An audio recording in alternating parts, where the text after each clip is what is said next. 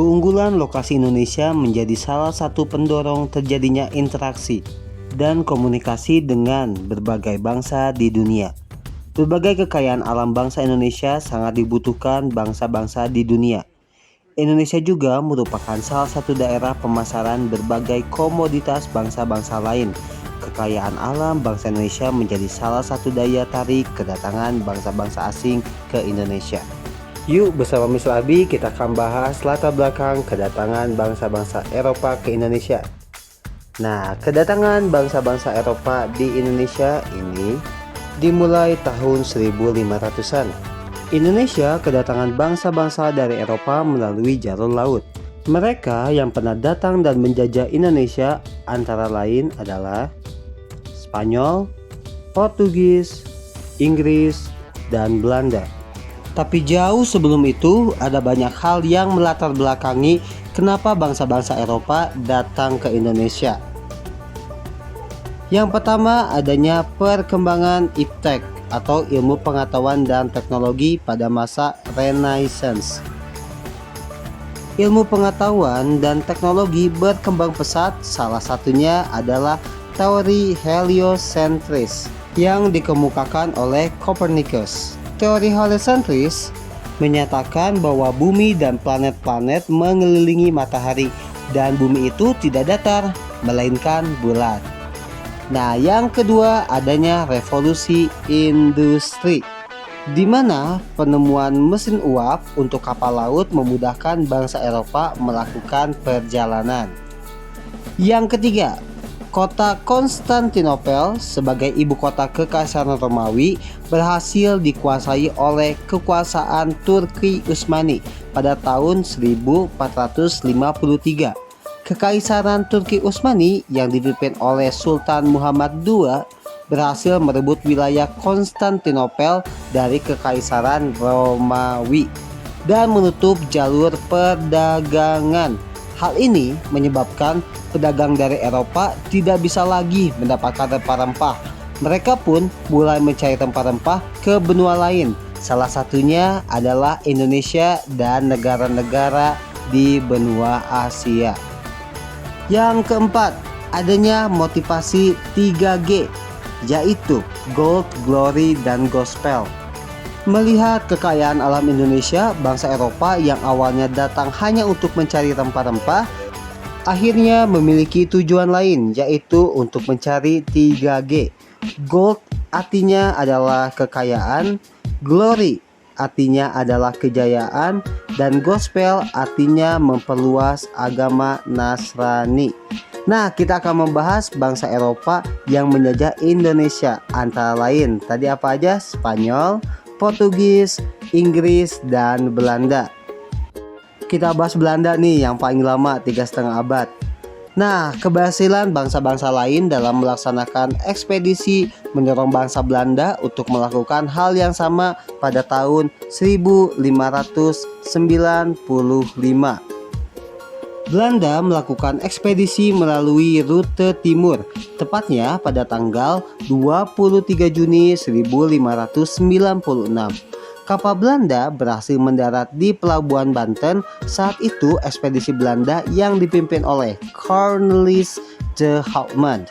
Namun Belanda diusir oleh penduduk pesisir Banten karena mereka bersikap sangat sombong dan kasar.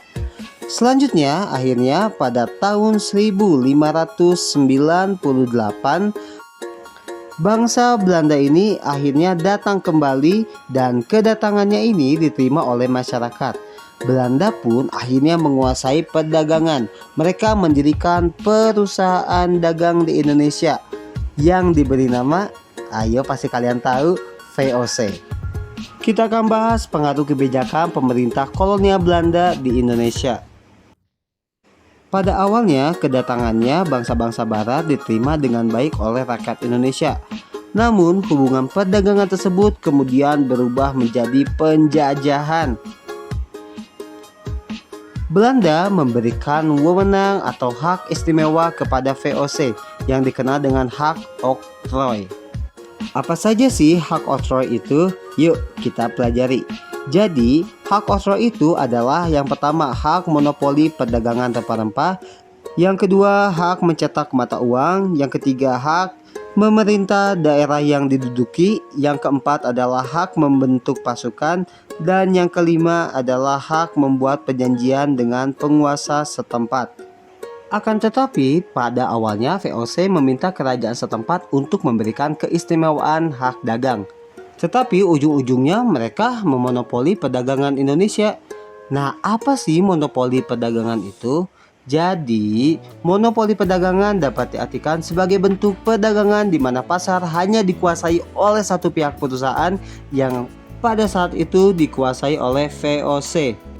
Tetapi pada akhirnya VOC dengan seenaknya menentukan harga. Mereka membeli rempah-rempah dari rakyat dengan harga yang sangat rendah, tapi kemudian menjualnya kembali ke Eropa dengan harga yang sangat tinggi.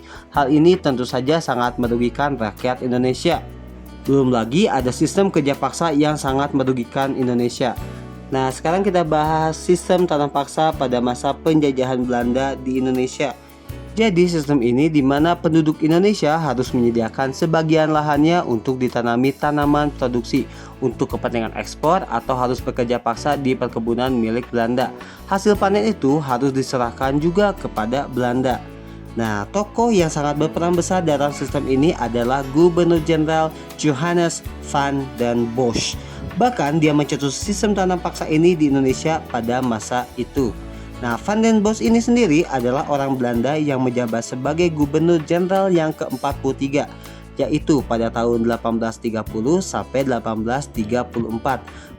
Adapun tujuan Van den Bosch melakukan sistem tanam paksa kepada rakyat Indonesia antara lain adalah untuk memperbaiki ekonomi Belanda yang sedang terpuruk karena kalah dalam perang. Selain itu, Van den Bosch melakukan tanam paksa di tanah jajahan untuk dijual di pasar dunia. Kemudian rakyat pribumi dipaksa tenaganya dan diperas untuk kerja rodi. Di bawah pemerintahan Van den Bosch, Belanda menerapkan sistem tanam paksa yang dikenal dengan istilah Kultusstelsel. Dalam sistem ini, penduduk desa dipaksa untuk menanam hasil perkebunan sesuai dengan permintaan pasar dunia pada saat itu untuk diekspor. Mereka menanam teh, kopi, tebu, dan lain-lain. Melalui kebijakan ini, pemerintah Belanda mewajibkan rakyat menanam 1/5 dari tanahnya untuk kemudian menyerahkan hasil ladangnya ke Belanda. Karena sangat merugikan pihak Indonesia, banyak sekali perlawanan terhadap pemerintah Hindia Belanda yang terjadi di berbagai daerah di Indonesia. Banyak sekali pahlawan-pahlawan Indonesia yang telah gugur untuk membela tanah air Indonesia. Kegigihan perlawanan rakyat Indonesia menyebabkan Belanda mengalami krisis keuangan untuk biaya perang. Perlawanan di berbagai daerah tersebut belum berhasil membuahkan kemerdekaan. Lokasi Indonesia pada masa lalu sulit dijangkau sehingga perlawanan tidak dapat dilakukan secara serentak. Faktor ini menjadi salah satu penyebab Belanda dapat melumpuhkan perlawanan bangsa Indonesia. Cukup sekian pembelajaran hari ini. Pokoknya rajin belajar terus, baca lagi modulnya, dan jaga kesehatan. Ingat kata Soekarno, jas merah jangan sesekali merupakan sejarah. Oke, see you on the next video. Mr. Abi pamit.